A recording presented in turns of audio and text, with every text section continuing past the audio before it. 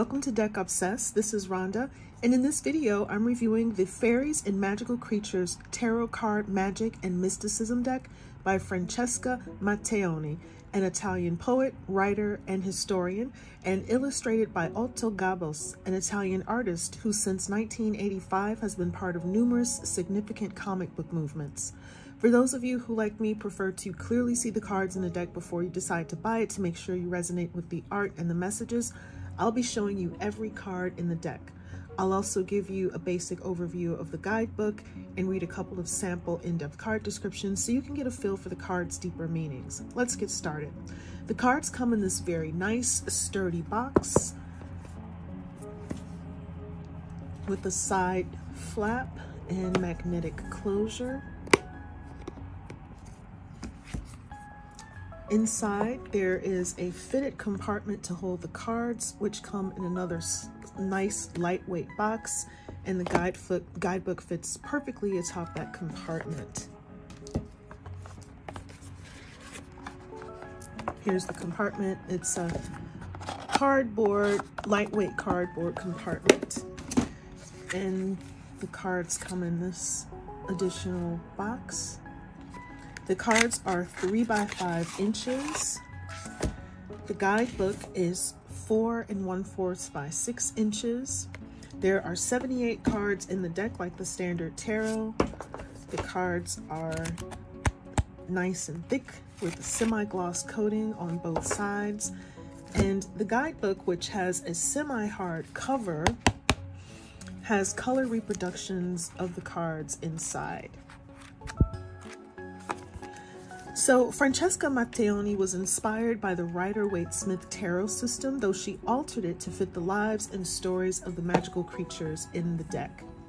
Each section of this deck features a different take on fairies and other magical creatures in the major arcana. So fairies from traditional belief systems across the world are represented, from ancient Roman and Celtic lore to West African Yoruba traditions and Slavic mythology, and that's in the major arcana.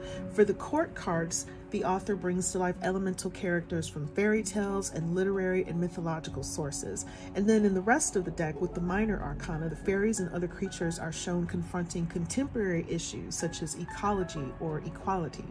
Matteoni treats the numbers in the minor arcana with consistent themes across all 4 suits. For instance, on the cards number 8, in all 4 suits, the theme is steampunk and adolescent creatures. And on the cards number 9, fairies and humans meet one another. You can read more in the guidebook about these themes if you end up liking the deck enough to get yourself a copy. And by the way, if you decide to do so, there's a link in the description box where you can purchase the deck. So now let's take a look at each of the cards. This is what the back looks like. Let's get started. And by the way, the names of, or the references of which characters are featured on the cards are not named on the cards. That's something you have to get from the guidebook. The Fool, the Magician,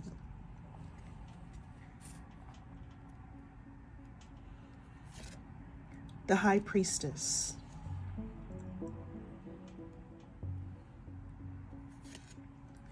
the Empress, the Emperor,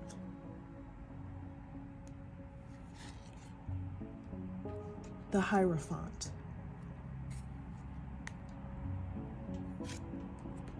the Lovers, the Chariot, Strength, the Hermit,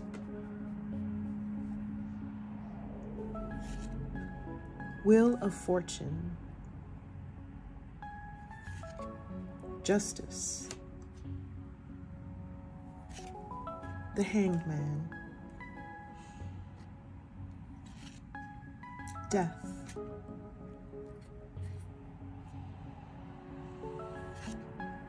Temperance,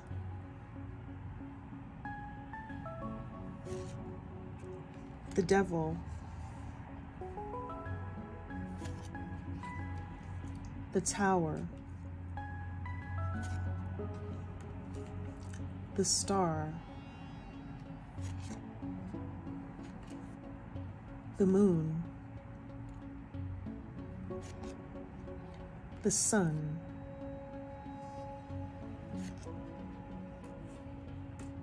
judgment,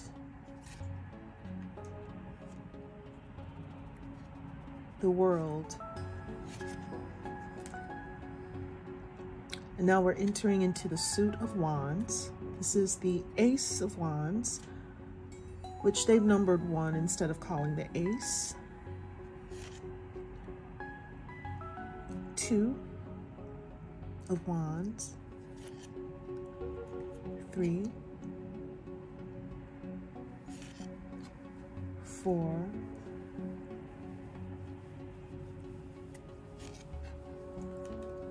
5, 6,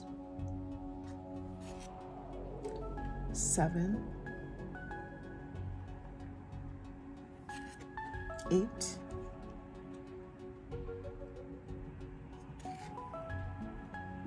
9,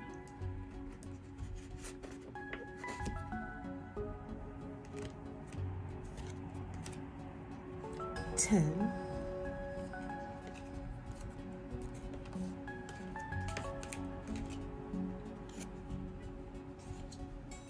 'Page, Knight, Queen, King. Now we're moving into the Cups suit. The Ace of Cups, or the 1 as it is numbered here, 2 of Cups, 3, 4,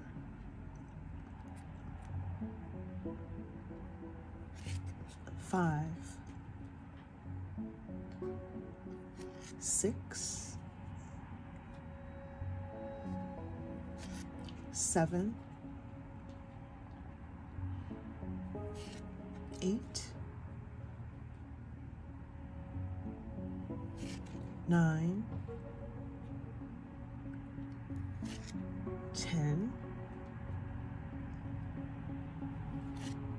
Page of Cups, Knight,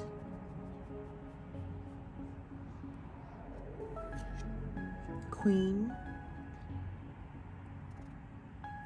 King,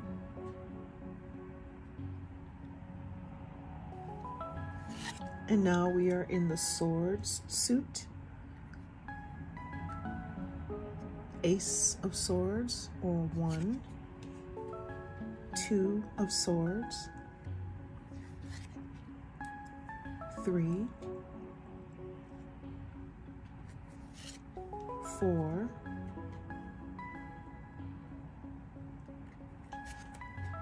5, 6, 7,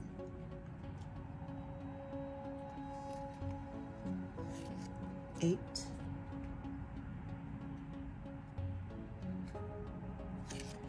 9, 10, Page of Swords, Knight, Queen, King, and that is the Sword suit. And now we are moving into the suit of Pentacles. Here's the Ace, or 1, 2 of Pentacles, 3 of Pentacles, 4, 5, 6, 7, 8,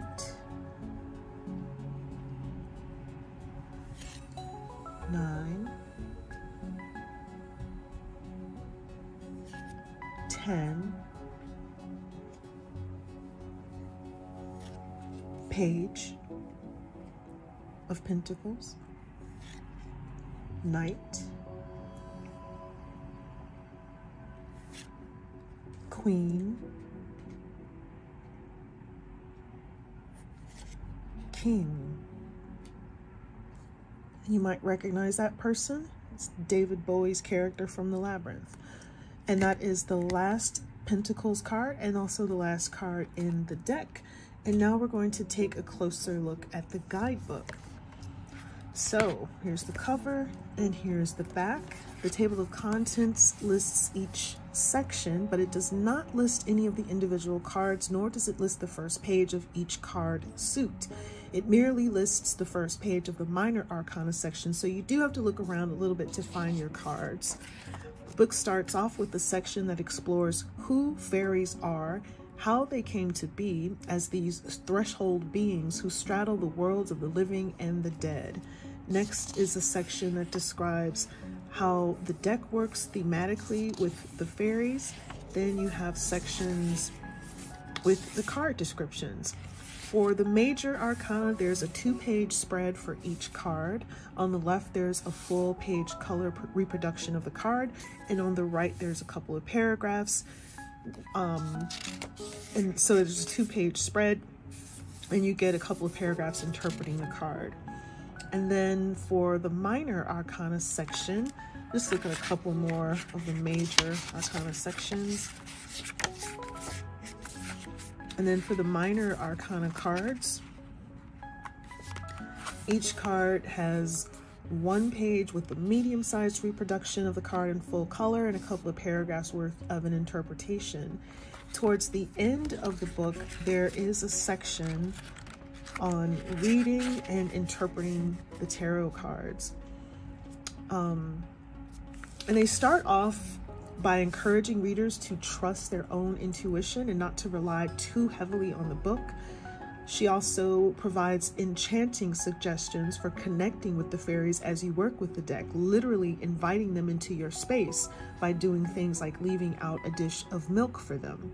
She also includes a couple of card spreads like the Fairy of the Day or Journey of the Fairies spread. And lastly, there is a section in the back which serves as a quick at-a-glance guide to the cards. Every card in the deck is listed here, both the major and the minor arcana cards. And this is a great section because you can easily study the card meanings or quickly find which fairy or magical creature is represented on the cards you pull. And then you get the positive and the negative or upright and reversed messages for each card very quickly with quick keywords. This is probably one of my favorite things when guidebooks include a very quick, easy way to access card meanings.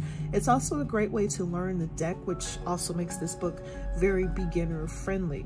Some people may think folks need to get familiar with the original Rider-Waite Tarot deck instead of going into a deck that's a deeper interpretation. But if you love fairies and elementals, go ahead and dive in as a beginner to this book.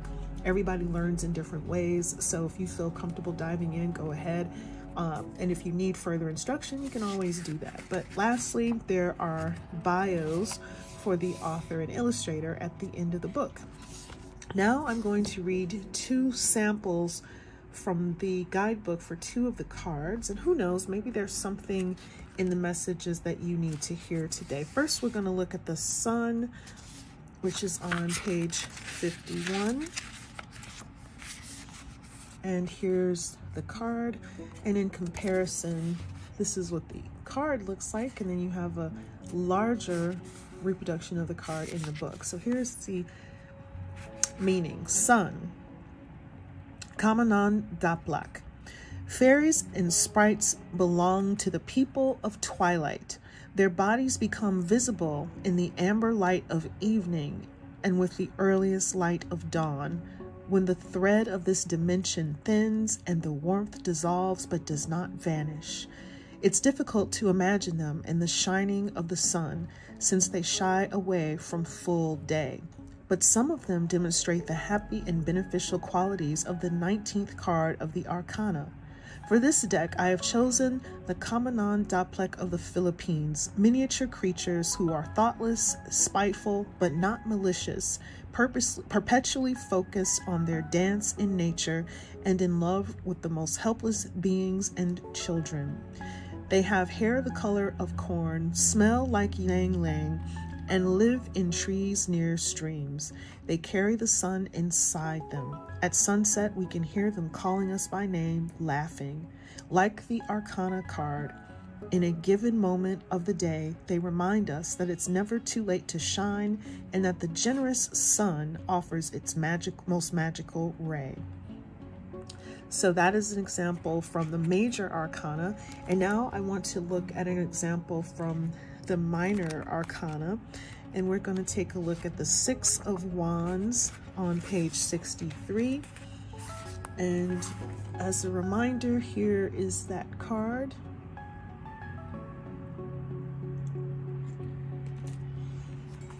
Among the ruins of an ancient city in the desert, the fairy rides a fennec fox, its companion. It raises up a red flower instead of a weapon. It brings fleeting and lively beauty. Others welcome him, filling the desolation with their enthusiasm. What are the fairies?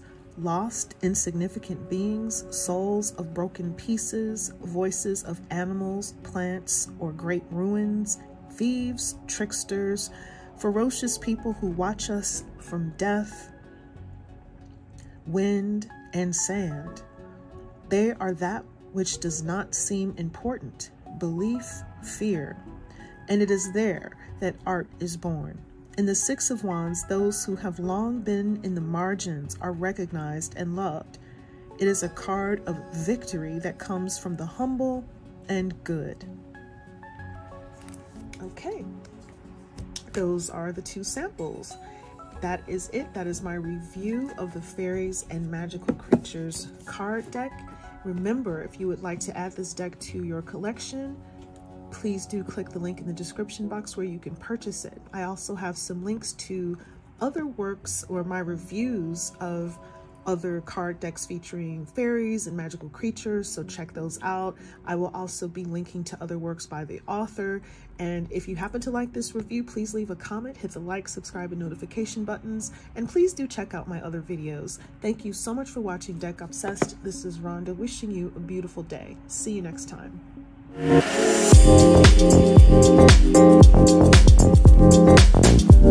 Thank you.